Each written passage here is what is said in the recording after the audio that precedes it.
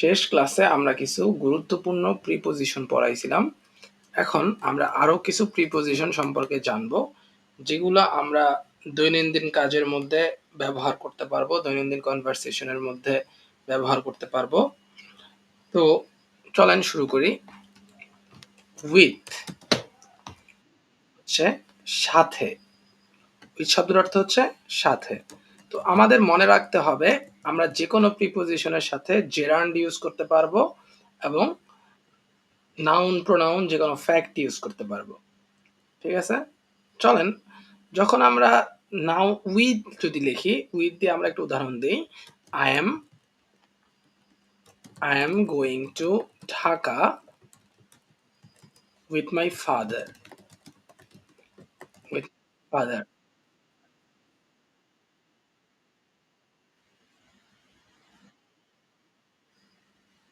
কথা শোনেন না, কথা আমার শোনেন না ক্লিয়ারলি।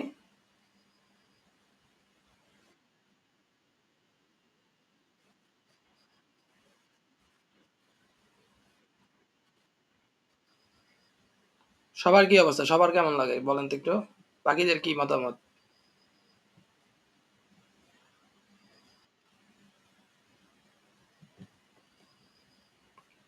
এখন দেখেন তো কেমন শোনা যায়।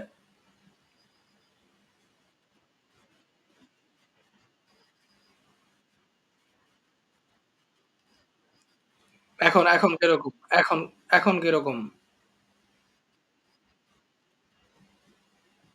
আচ্ছা ঠিক আছে।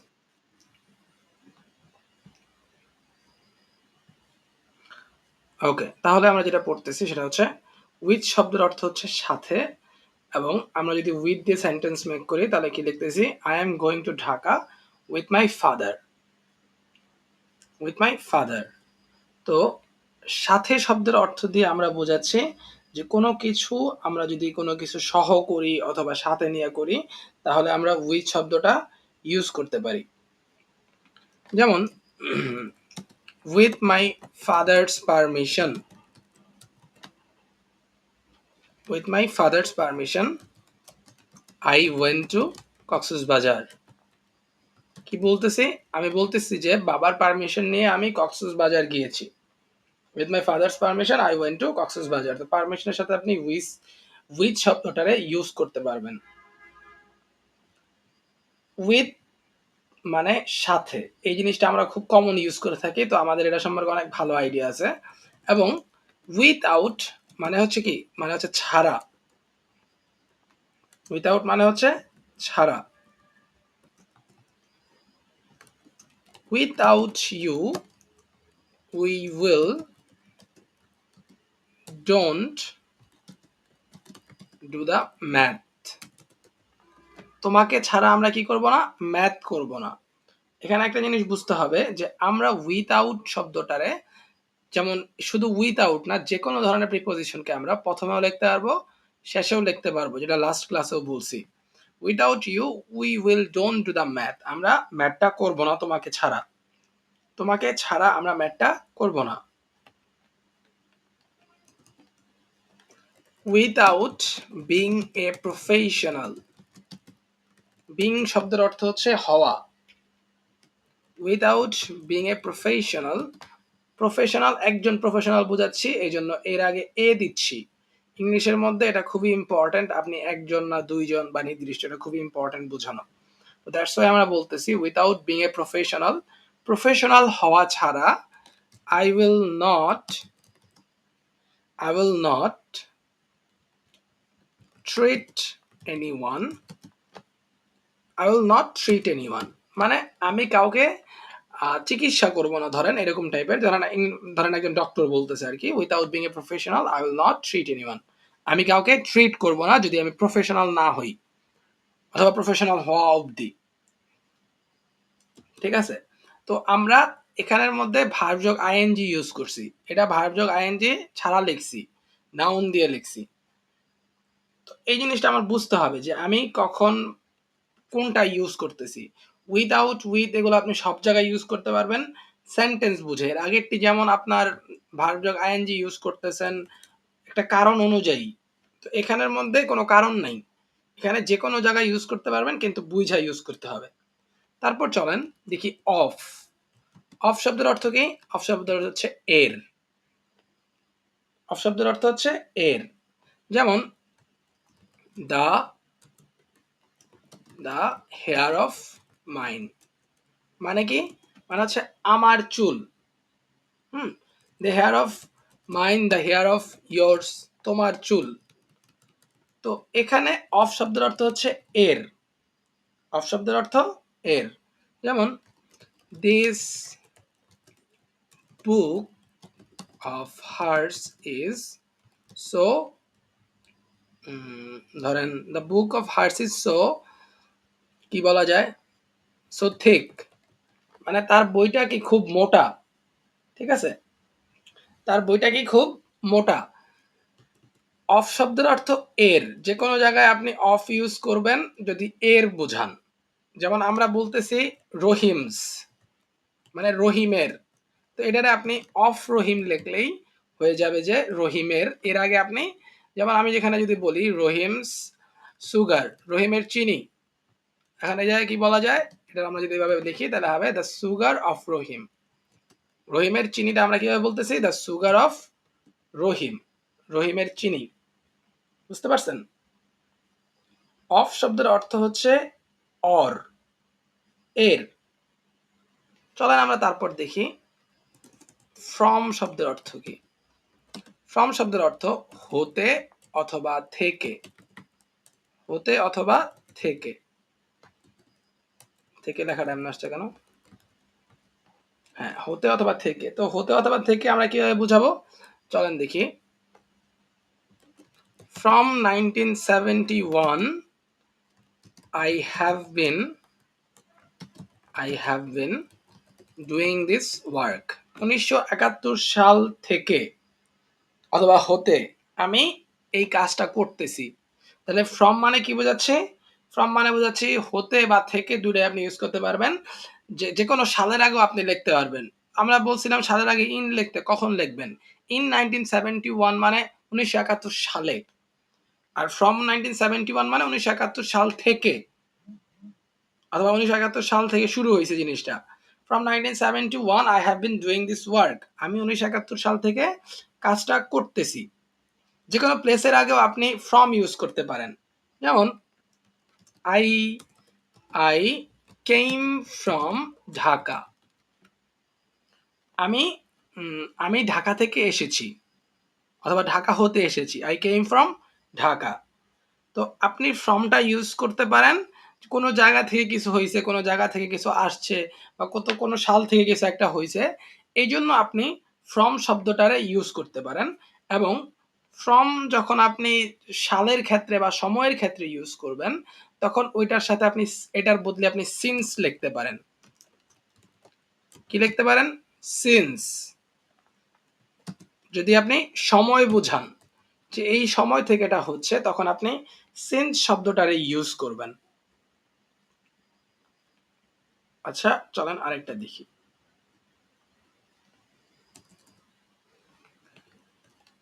ওভার। ওভার শব্দের অর্থ হচ্ছে উপরে। ওভার শব্দের অর্থ কি? উপরে। তাহলে যদি আমরা লিখি the plane went over the building. প্লেনটা চলে গেছে বিল্ডিং এর উপর দিয়ে। প্লেনটা চলে গেছে বিল্ডিং এর উপর দিয়ে। তো আমরা এটার জন্য কি বলতেছি? The plane went over the building. Building এর উপর দিয়ে প্লেনটা যে চলে গেছে এটা বোঝাচ্ছি। ওভার শব্দের অর্থ কি?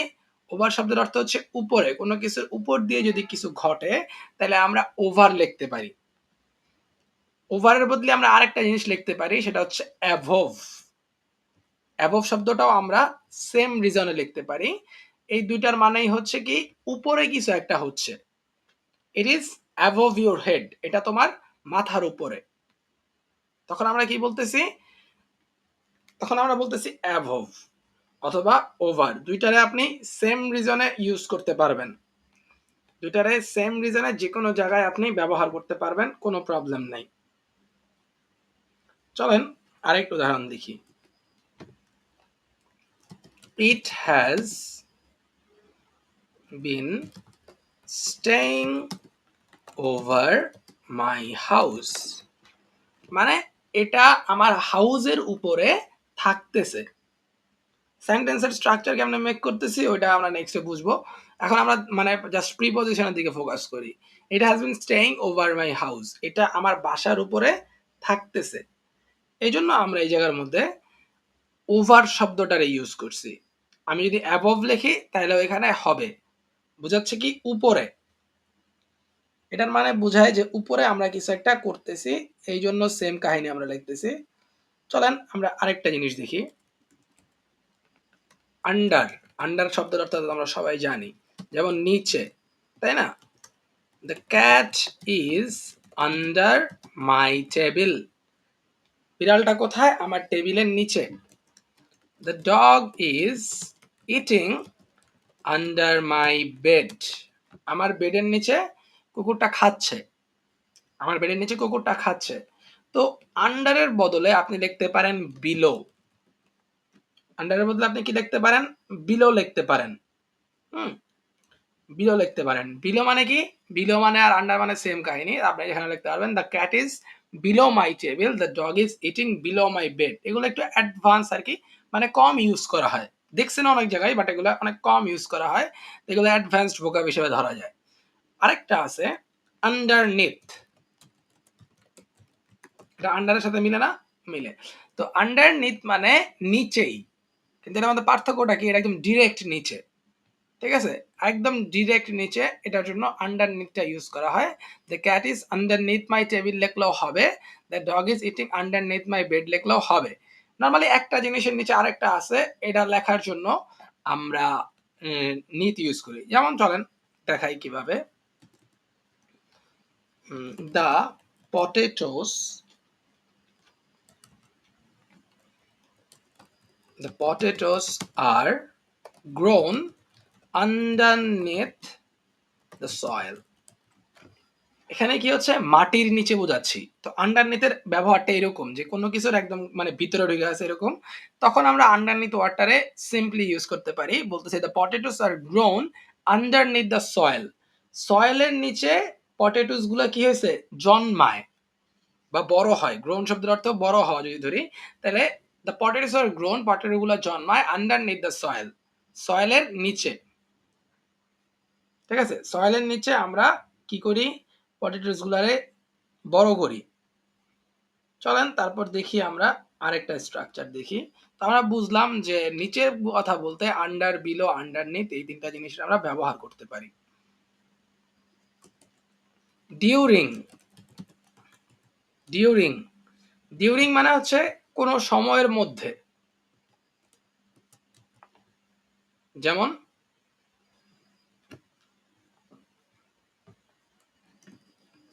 during the last week, during the last week I was playing hockey. Last উইকের মধ্যে আমি হকি খেলছিলাম। ডিউরিং মানে কোন সময়ের মধ্যে যদি আপনি কিছু বুঝাইতে চান তাহলে আপনি এই জিনিসটারে ইউজ করবেন যে কোন সময়ের মধ্যে কিছু একটা হইছে। তাহলে ডিউরিং দ্যাট ডে, ওই সময় ওই দিনে আমি কিছু একটা করছি, সে কিছু একটা করছে, অথবা সাবজেক্ট কিছু একটা করছে। তো এই যে ডিউরিং দ্য লাস্ট উইক আমরা প্রথমে লিখলাম, এটা আমরা লাস্টেও লিখতে পারবো। I was playing hockey during the last week.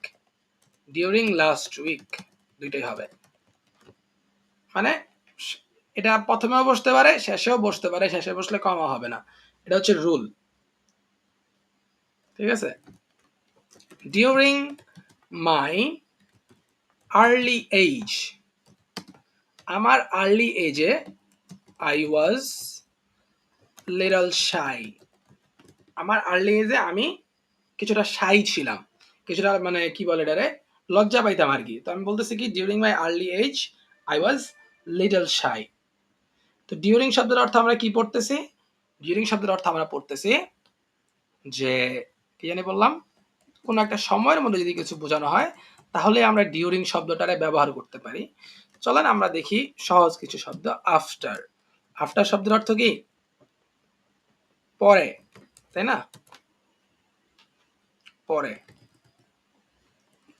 After I took my medicine, after I took my medicine, I went to bed. আমি মেডিসিন নেওয়ার পরে ঘুমাইতে গেছি।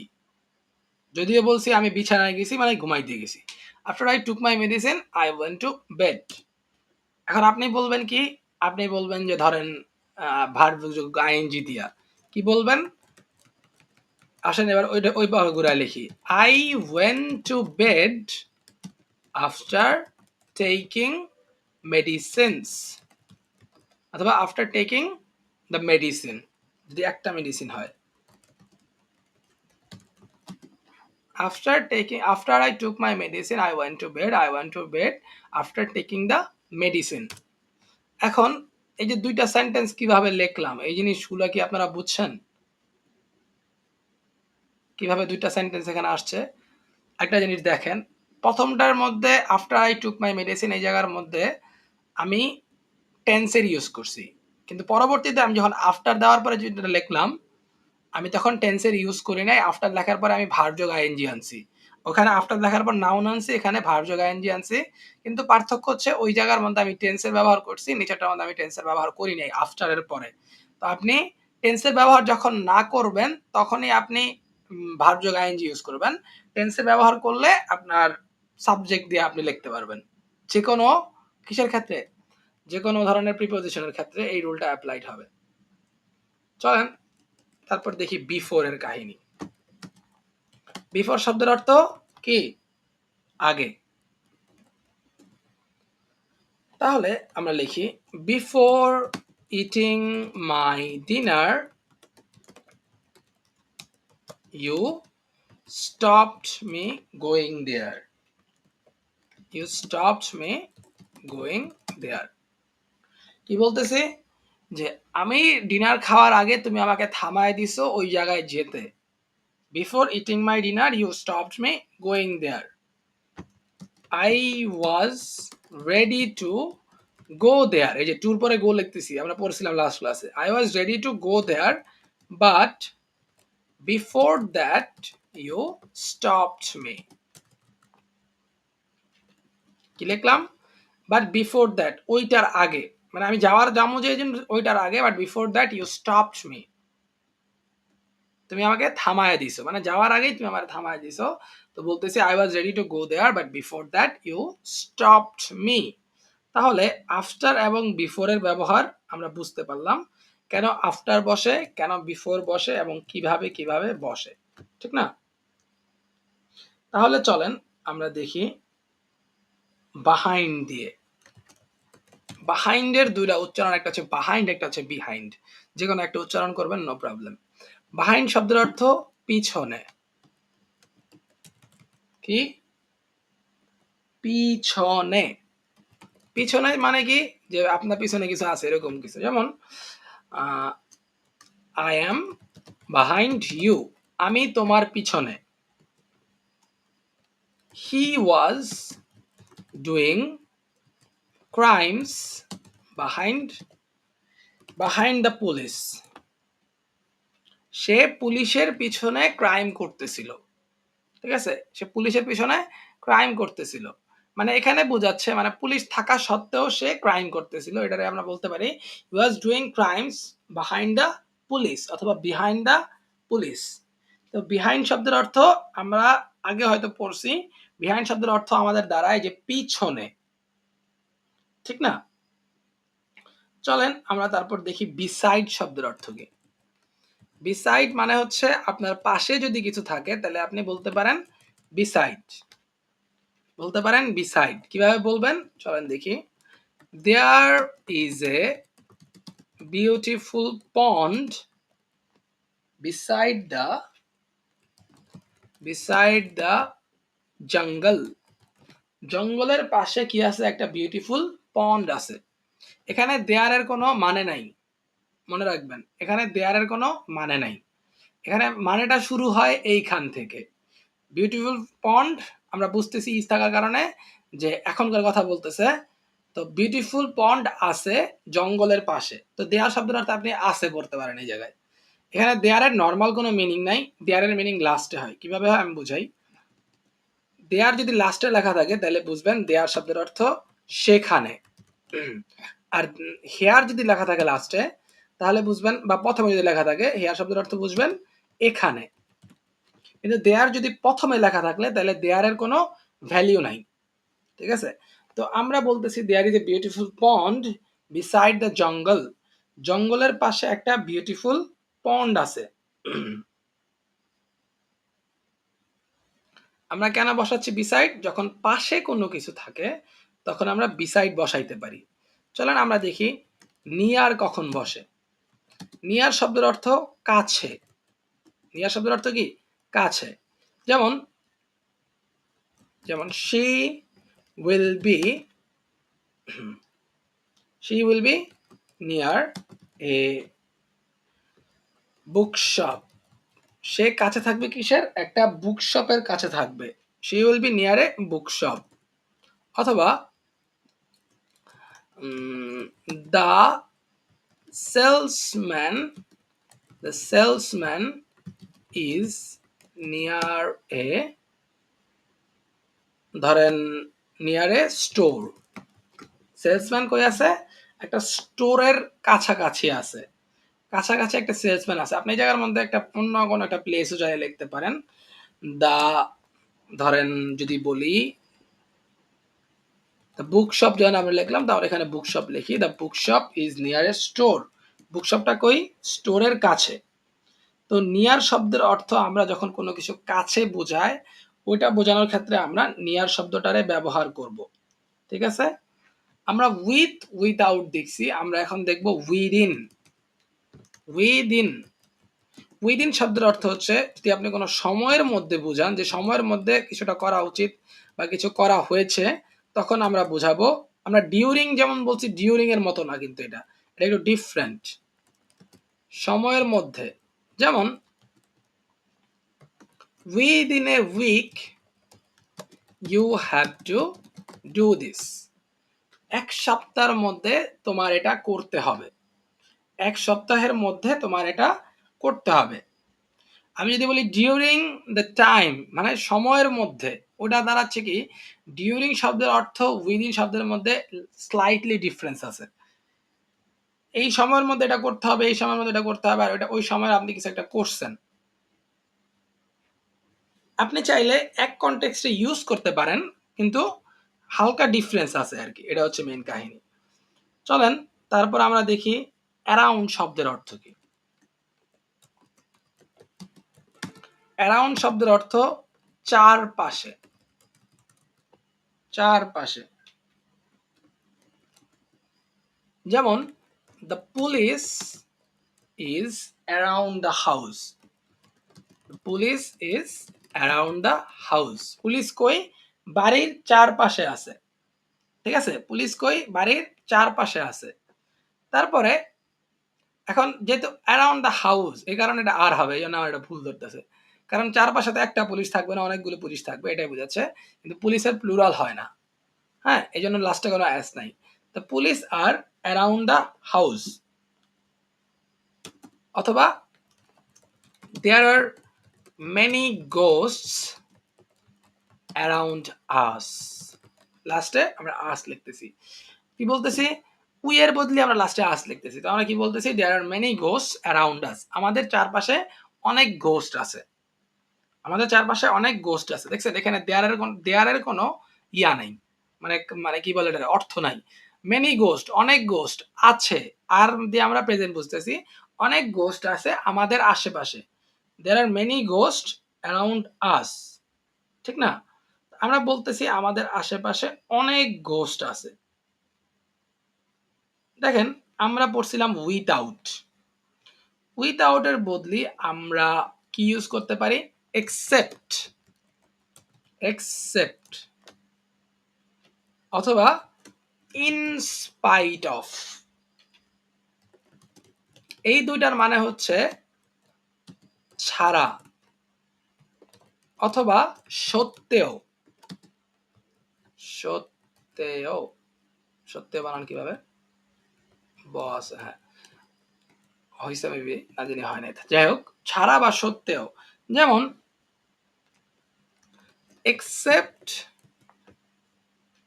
except your hard work we we own the match. তোমার hard work করা ছাড়াও, তোমার hard work সত্ত্বেও আমরা ম্যাচটা জিতছি, বা তোমার হার্ড ওয়ার্ক ছাড়াও আমরা ম্যাচটা জিতছি। এখন আপনি এখানে আমরা ছাড়া বলতেছি, এখন সত্ত্বেও কেমনে বলবো, সত্ত্বেও ওয়ার্ডটা কেমনে আনবো? যেমন ধরেন আমরা কিছু একটা কইরা হারছি বা কোনো কিছু একটা জিততে পারি নাই, we were unsuccessful except your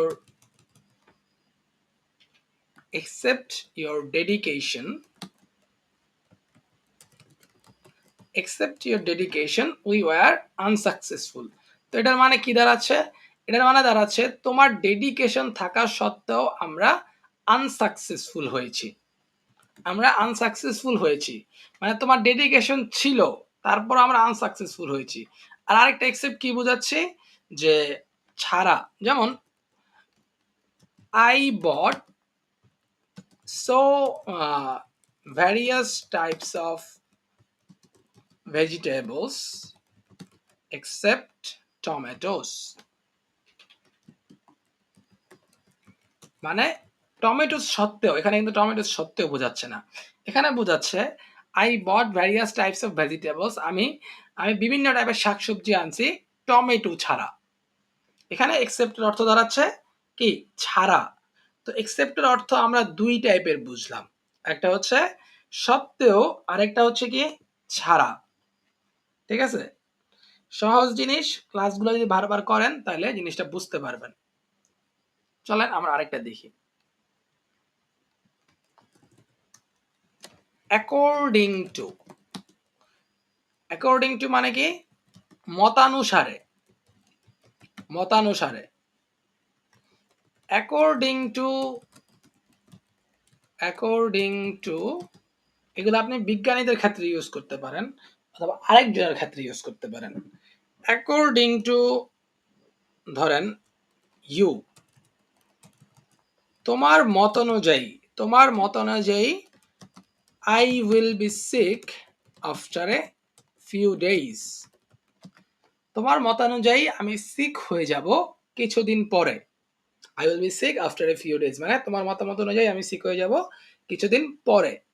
according to you. এখন যদি আপনি আপনার নিজেরটা বলতে চান তাহলে বলবেন কি? বলবেন ইন মাই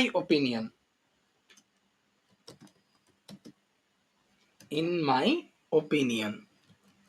মানে আপনি অন্য কারোর ক্ষেত্রে বলতে পারবেন according to you, according to him, according to Einstein অথবা যেটাই হোক, কিন্তু নিজের ক্ষেত্রে বলতে হবে in my opinion.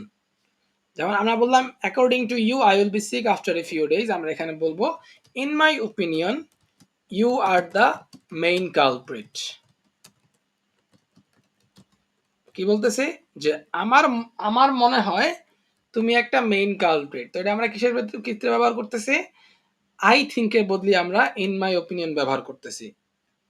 I think যেমন বলি আমরা, এর বদলে আমরা ইন মাই ওপিনিয়ন বলতে পারি। ঠিক আছে, চলেন আমরা আরেকটা দেখি। এটা হচ্ছে ইনস্টেড অফ। শব্দের অর্থ হচ্ছে পরিবর্তে। মানে কি? যেমন I gave him a sweater instead of some money. তাকে কিছু টাকা পয়সা দেওয়ার পরিবর্তে আমি তাকে একটা কি দিছি? সোয়েটার দিছি।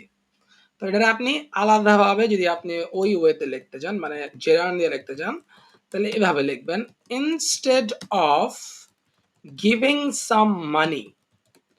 এই জায়গার মধ্যে টেন্স বোঝা যাচ্ছে না। Instead of giving some money I gave him a sweater. কি লিখলাম? দুইটা সেন্টেন্সের মিনিং একই, তো এটা দুই টাইপের স্ট্রাকচার লিখলাম আর কি। I gave him a sweater instead of some money, এবং আরেকটার মধ্যে লিখলাম যে instead of giving some money I gave him a sweater.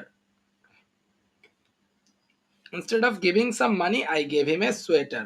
Giving এটা কি ভার্বযোগ আইএনজি ইউজ হচ্ছে, জেরান লিখতেছি আর কি আমরা এই জায়গার মধ্যে। আমরা সেম দুইটা ওয়েতে কি করতে পারবো, যে সেন্টেন্স গুলা মেক করে লিখতে পারবো, ঠিক না? আসেন আমরা দেখছিলাম বিফোর শব্দটা, বিফোর দেখছিলাম না কই জানি। তো বিফোর এর বদলে আপনি লিখতে পারবেন প্রায়র টু। কি লিখতে পারবেন? Prior to. যখন ক্যামব্রিজ খুলবেন তখন এইসব ওয়ার্ড দেখবেন, প্রায়র টু। যেমন প্রায়র টু মানে বিফোর, হ্যাঁ, প্রায়র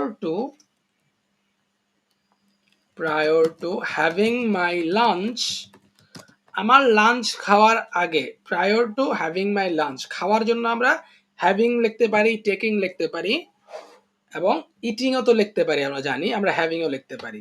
যেমন কফির জন্য আমরা যদি লিখি ড্রিঙ্কিং, আমরা হ্যাভিং দিলেও হবে, ঠিক আছে? Prior to having my lunch I prayed. Prior to having my lunch I prayed, অথবা I prayed prior to taking my dinner. দুইভাবে লিখলাম, ডিনারের বদলে আপনি জায়গায় লাঞ্চ লেখেন, যদিও যদি লেখেন একই হবে। তো I prayed prior to taking my dinner, আমি ডিনার খাওয়ার আগে কি করছি? নামাজ পড়ছি, আই প্রেইড। বুঝতে পারছেন? তো এই যে আমরা যতগুলো শিখলাম, এই জিনিসগুলো হচ্ছে খুব ইম্পর্টেন্ট প্রিপোজিশন। প্রিপোজিশনের অর্থ জানাটা সবচেয়ে বেশি ইম্পর্টেন্ট এগুলোর ব্যবহার জানা থেকে। যখন ব্যবহার বুঝবেন, ব্যবহারটা যখন আপনি বুঝবেন, কখন বুঝবেন? যখন আপনি সেন্টেন্স বানাবেন তখন বুঝবেন। কিন্তু অর্থ যখন ইজিলি বুঝে ফেলবেন, তখন আপনার কাছে ব্যবহার করাটা ইজি হয়ে যাবে। আমি যেই জিনিসগুলা ফলো করতে বলছি, আপনি যদি ধরেন রিডিং পড়েন, নিউজ পেপার পড়েন অথবা ক্যামব্রিজ বই পড়েন, তখন আপনার কাছে আপনি যখন এইসব প্রিপোজিশনগুলো দেখবেন, এগুলোর অর্থ বুঝতে পারবেন, ঠিক আছে? তখন আপনার কাছে জিনিসগুলো একদম ইজি মনে হবে।